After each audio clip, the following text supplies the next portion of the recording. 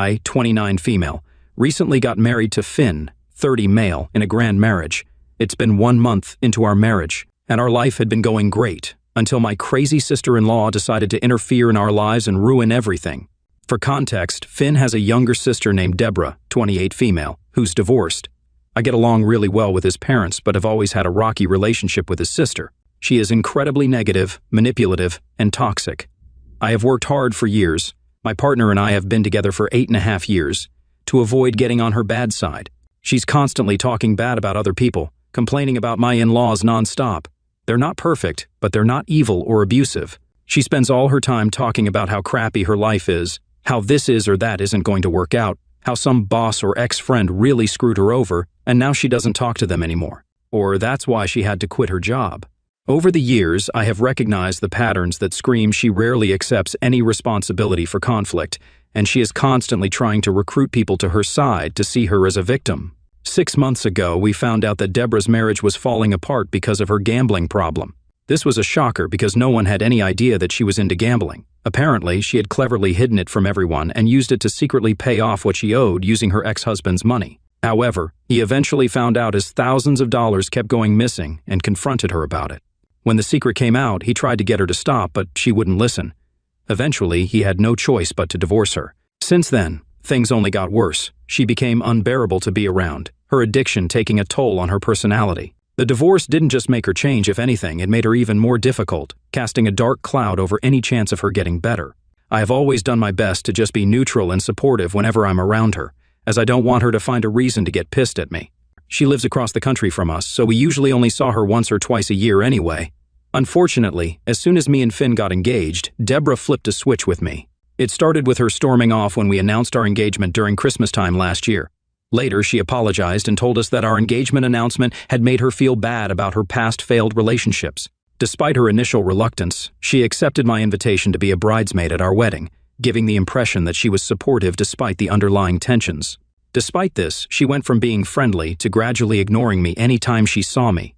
For some reason, she remained involved with all the wedding activities. Like when I went dress, shopping, and had my bridal shower, she criticized everything about the wedding every step of the way out loud. My future mother-in-law and fiancé both called her out on her behavior, but it didn't help. I confronted her about this gently. I don't do well with conflict, and I asked if I did anything wrong. She denied anything was wrong and brushed me off. Just before our wedding, my in-laws decided to take us all out on a family vacation. I was a bit nervous about spending multiple vacation days around my sister-in-law, as she had started to become a headache for me. As expected, during the vacation, she was in an especially bad mood.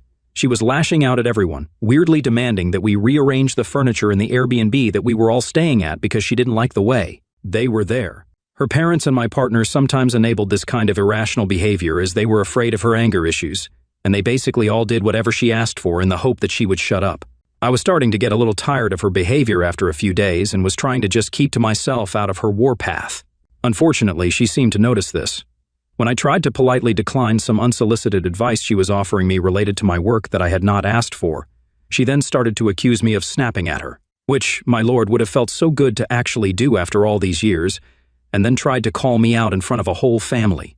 I firmly informed her that I am an expert in my field, which is why I have a high-paying job, and thus I was never seeking her advice. Her audacity surprised me, especially considering she had no idea about my line of work, yet decided to meddle in my business. She basically spent the entire rest of the trip trying to get me to talk to her about how I had snapped at her. My partner told me whenever I would go to bed, she would sit with my mother-in-law and him and talk about how she doesn't know what's wrong with me. She would force them to listen and tell them that I was always condescending to her and treated her like she was stupid. My partner tried to explain to her my point of view, but she instantly dismissed it and accused him that he had changed after getting engaged to me. When our vacation ended, I was glad that I wouldn't have to see her around. I decided to not think much about the incident and got busy with my upcoming wedding preparations, but, unfortunately, Deborah had decided to extend her stay. She spent her time making up stories and spreading false rumors about me to my fiancé's relatives. I wouldn't have minded as much until one of his cousins called to confirm a crazy rumor she had spread about me, saying that I was not taking care of my fiancé and he was very unhappy with me. My fiancé assured his cousin that this was completely false, and he was quite happy in our relationship. It was clear that Deborah was trying to manipulate people into thinking that I was a bad person. Finn and I talked about this. He expressed his frustration with Deborah's manipulative actions and acknowledged that her behavior had crossed the line and was tarnishing our relationship in the eyes of his family. I decided that I didn't want this kind of negativity around me, especially on the day of our marriage. I invited my in-laws and sister-in-law out for lunch so we could have an open discussion regarding this. My fiancé couldn't be with me during this discussion as he had an important work trip. During our lunch, I laid my opinion out on the table and firmly told sister-in-law that if she continued to say bad things about me, she would not be invited to my wedding. Hearing this, Deborah started yelling at me that I had no right to talk to her this way. My mother-in-law asked her to quiet down, but Deborah continued to yell that I was just a poor girl who had got the chance to marry her rich brother, so I should talk to her with more respect. I looked at her blankly as she accused me of trying to steal her brother for his money and that I was nothing more than a gold digger. My mother-in-law stepped in at this point, loudly telling Deborah to shut up and reprimanding her for speaking to me that way. My father-in-law also looked pissed and started to apologize to me for her behavior. Deborah tried to argue, claiming that I was attempting to steal from her family inheritance. I interjected to remind Deborah that I was quite financially independent and hailed from an affluent family myself. While we might not be as wealthy as my fiancé's family, it didn't mean we didn't lead a comfortable life ourselves. I pointed out to her that her condescension stemmed mostly from the fact that we were immigrants, which in her eyes somehow implied we were less well off than them. Deborah's eyes widened, and she started to stutter, not knowing what to say. I firmly reminded her that this was her last chance to change, and if she continued down this path, both me and my fiancé would uninvite her from the wedding. She looked pissed, but there was nothing more that she could say. After our conversation that day, I returned home still feeling distraught. My fiancé, when he came back home after his work trip, sensed something was wrong and asked me about it. I shared the details of my conversation with Deborah, and he was shocked to say the least. When I revealed to him the nature of her accusations, his surprise turned into anger. He told me that Deborah had no right to talk to me this way. He immediately called his parents and had a long conversation with them, and they all agreed that Deborah was getting out of control. At this point, they decided to investigate further to figure out what was up with her. They quietly reached out to some of her buddies to get the lowdown. Turns out she was still neck-deep in gambling, feeding that addiction of hers. This news freaked us all out, especially her parents, who had given her access to their bank account. They were scared she would drain all of their money with her gambling habit. Finn decided to have a real talk with her. It was tough, but he wanted her to get help for her gambling problem. However, Deborah, being stubborn as ever, wouldn't admit she had a serious issue. The whole situation was starting to get messier when his parents removed her access from their bank account. Deborah stormed into their place, yelling at them angrily. She accused them of betraying her. She then went on about how they didn't understand her, that her gambling was none of their business. Deborah was furious that they had taken away her access to their bank account, claiming it was her money too. She even went on making wild claims that they were all trying to control her life. It was a chaotic scene, emotions flying all over the place, and there was no calming her down. Finn told me about what Deborah had done, and he seemed really worried about her. He and his folks were stuck wondering if anything they tried would actually help Deborah. They talked about interventions, counseling, and even support groups, but they knew Deborah would never agree to any of these options. A few weeks after that incident, Finn's parents invited both of us for dinner, and we knew it was a serious talk.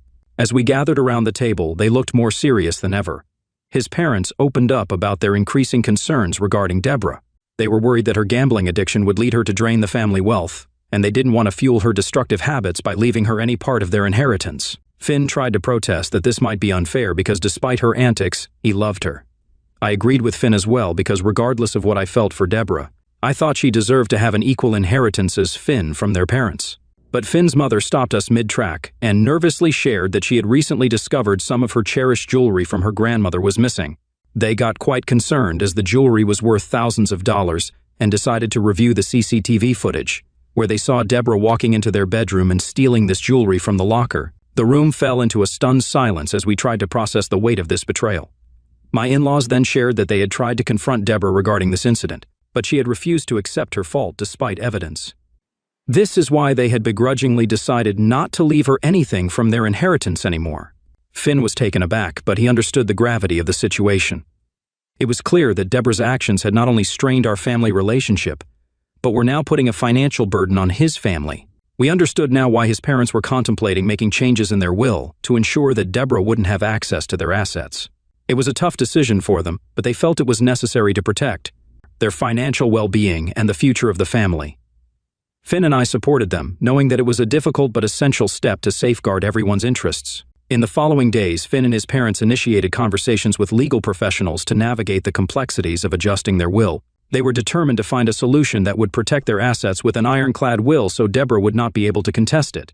Our wedding was fast approaching, so despite the ongoing family drama, I threw myself into the whirlwind of wedding preparations. My days became a flurry of fittings, decorations, and last-minute details. Out of nowhere, Deborah started getting involved in wedding activities. Like when I went dress shopping and had my bridal shower, she criticized everything about the wedding planning every step of the way out loud. My future mother-in-law and fiancé both called her out on her behavior, but it didn't help. Again, I had to confront her about this gently. I don't do well with conflict, and asked if I did anything wrong. She denied anything was wrong and brushed me off. As the wedding day approached, despite Deborah's negativity, our ceremony turned out to be a beautiful celebration of love. The venue was adorned with flowers and delicate decorations, creating an enchanting atmosphere. Surrounded by friends and family, Finn and I exchanged heartfelt vows, sealing our commitment to each other. The joyous moments, however, were tinged with a sense of unease, as I couldn't help but notice Deborah's distant and displeased demeanor during the festivities. She sat in a corner wearing a scowl that betrayed her true feelings. Despite my attempts to focus on the joyous occasion, I couldn't ignore the dark cloud cast by Deborah's resentment. Nonetheless, the love and support from others eclipsed her negativity, making our wedding a cherished memory despite the challenges. After a wonderful honeymoon, we returned home and got back into the swing of our daily lives. Work and routine took over, and things seemed to settle down. However, out of the blue yesterday, my crazy sister-in-law did something to set our marriage ablaze. She invited herself to have dinner with us, telling us how much she missed us and had not seen Finn for a long time. Finn asked me if I was okay with having her to dinner, and I begrudgingly agreed, as I didn't want to be rude to my sister-in-law. While we were having a good meal, Deborah, seemingly out of the blue, started talking about how she absolutely detested cheating partners and cheaters were nothing but useless pieces of. We looked at her curiously, thinking where she was going with this. Then Deborah looked me square in the face and asked me how it felt to be a useless piece of. My brows furrowed in confusion as Deborah began to yell, accusing me of having an affair with my coworker, Matt. She started pulling out some pictures she had taken of me and one of my coworkers and waved them around, insisting that she had caught us red-handed. I knew I had never been unfaithful to Finn. As I examined the pictures, anyone could clearly see that they were just innocent snapshots of us having coffee or lunch occasionally. Due to long queues at my workplace cafeteria, my coworker and I sometimes opted to grab a quick lunch outside. Deborah twisted these casual moments captured in the photos into something they were not, evidence of an affair. The reality was far from her unfounded accusations, and I felt a surge of annoyance at her attempts to tarnish my integrity and strain my relationship with Finn. Before I could speak, my husband, shocked and visibly upset, stepped in to defend me. He asked Deborah why she was following me around and taking pictures of me with my coworkers without my consent. She started justifying this by saying how she wanted to investigate me to ensure that I wasn't trying to take away his money. Finn firmly told Deborah that her claims were baseless and that she was creating unnecessary drama. He tried to reason with her, asking her to stop spreading lies and trying to harm our relationship. Deborah, however, was relentless. She continued to accuse me of cheating and manipulating Finn. She went so far as to claim that she was only trying to protect him from me, as I was nothing more than a gold digger. The atmosphere grew tense as her accusations intensified. Then she pulled out a screenshot of a conversation she claimed to have had with an employee from my workplace on Facebook. In the screenshot, Deborah had asked this particular employee if I and the coworker in question were having an affair, and the employee had responded that we seemed suspiciously close, suggesting it might be possible. She shoved this screenshot under Finn's nose, insisting he needed to protect himself, painting me as a threat to our marriage. Finn, glancing at the screenshot, wore a perplexed expression. Despite my sincere assurance that the pictures were innocent moments, his trust seemed to waver, caught in the web of family loyalty and conflicting narratives. I started to protest that this was absolutely ridiculous, and Deborah was just making up random lies to ruin our marriage. To my surprise, Finn turned to me and asked me if I really had nothing to do with this man in the pictures. I was absolutely shocked that he was even asking me such a question, as I had never given him a reason to doubt me throughout our entire relationship. Deborah started to taunt me that I was speechless because I knew that her accusations were all true, and I had been caught in my own lies. I started yelling at Deborah to get out of the house, but Finn told me that I couldn't talk to his sister this way. Taken aback by his words, I told him that if he didn't believe me, then he could walk out of this house with his sister because there was nothing I could do at this point to change his mind. I could feel the tension in the room escalating as Deborah continued her relentless accusations of how I had stolen her brother so I could live this luxurious life and I never loved him. Her words were starting to seriously piss me off. I couldn't believe just how crazy Deborah could be to make up such ridiculous lies to ruin our marriage. Realizing that I had nothing to lose at this point, with a smirk, I turned to tell her that she had an unhealthy obsession with Big Bro, and she was going to extreme lengths this time. She attempted to deny it, but I cut her off, telling her how sad it was that her own family wasn't as obsessed with her as she was with everyone else's lives. I then went on to reveal how her big brother Finn and her parents had decided to change their will. They were taking steps to potentially redirect the entire family inheritance away from her right under her nose. Deborah's face transformed from the fury of accusations to a mix of disbelief and shock. She stammered, trying to process the bombshell about her family potentially altering their will. Her eyes widened as the weight of the news sank in, and for a moment, the room fell silent. Finn attempted to signal me to hold the conversation, likely feeling remorseful. However, I reminded him that just moments ago, he was siding with Deborah, blaming me for an imaginary affair. I asserted that he had no right to ask me to stop. Caught in the crossfire of family drama and unfolding revelations, he looked like a deer caught in headlights, exchanging uneasy glances between Deborah and me. The air was charged with tension as everyone grappled with the sudden turn of events. I then went on to tell both Finn and Deborah to get out of the house. I told them that I had enough of their drama and made it clear that I couldn't tolerate it any longer. I told Finn not to return until he apologized for believing his sister's unfounded accusations. Finn didn't protest and escorted his sister out of the house. My in-laws have been calling me, concerned since the incident. I haven't checked their messages, nor have I picked up their calls. I feel emotionally drained after what happened. Aita for telling the truth to my crazy sister-in-law after she set my marriage ablaze? Update 1. Thank you to everyone's comments on my post. Taking everyone's advice, I have decided to file for an HR complaint against my coworker who apparently talked with Deborah about my alleged affair with Matt. I haven't reached out to this particular coworker directly, as I don't have the strength for any more confrontations. Despite what some of you have commented, I don't think that Deborah is capable enough to fabricate an entire screenshot by herself, as she isn't that smart. Hopefully, the truth is going to be out when our HR confronts my coworker regarding the screenshot. Update 2. It's been a week since Deborah tried to ruin my marriage, and it's been hell. Thank you to everyone who comforted and helped me. Still kind of in limbo. I don't know, I haven't slept more than a couple of hours each night and definitely needed a few quiet rest days. I finally talked to my coworker about the mess. Turns out Deborah fed her same twisted stories, and she fell for it. The coworker owned up to her mistake right away, admitting she fabricated the story about Matt and me, believing it wouldn't lead to any consequences. Our workplace, known for its strict policies against gossip, reprimanded the coworker severely. She faced a 1-month termination, highlighting the seriousness of spreading unfounded rumors. This was a lesson for everyone about the consequences of believing and spreading baseless gossip. This not only cleared my name, but also showed how destructive false info can be. Finn had attempted to reach out to me several times over the week. Yesterday, I finally agreed to have a sit-down with him and his parents. I firmly told him that I didn't want Deborah to be present, and he immediately agreed, assuring me that he would make sure that she wasn't there when I came to their place. Finn, trying to navigate the aftermath, looked remorseful as we sat down with his parents. We delved into the issue, addressing the damage Deborah had caused. Finn apologized sincerely, acknowledging that he got carried away that night, but when he sat down and thought about this entire ordeal with a clear mind, he realized just how ridiculous her accusations were. His parents, equally upset, expressed their concern and apologized to me for how she had impacted our relationship. With a sense of vulnerability, Finn admitted that he had let family loyalty cloud his judgment during the confrontation. He confessed that he had acted impulsively, and now realizing the gravity of Deborah's actions, he deeply regretted not trusting me. Finn assured me that he would confront Deborah and set boundaries with her. We discussed seeking couples counseling to rebuild trust and address the lingering effects of her accusations. His parents pledged their support, acknowledging the need for the family to come together to resolve this messy situation. Finn then told me that he understood why I shared the info about his parents' will with her, as he knew that I was trying to hurt her the way she was hurting us. He didn't hold a grudge against me for that, and understood where I was coming from. My in-laws also agreed that they didn't mind that I had revealed the truth to her, as they were planning on having a conversation with her regarding this anyway. Although I appreciated all of their honesty, I also knew that I couldn't let Deborah ruin my life any further. I declared my decision to cut off ties with Deborah, emphasizing the importance of protecting my well-being and our marriage.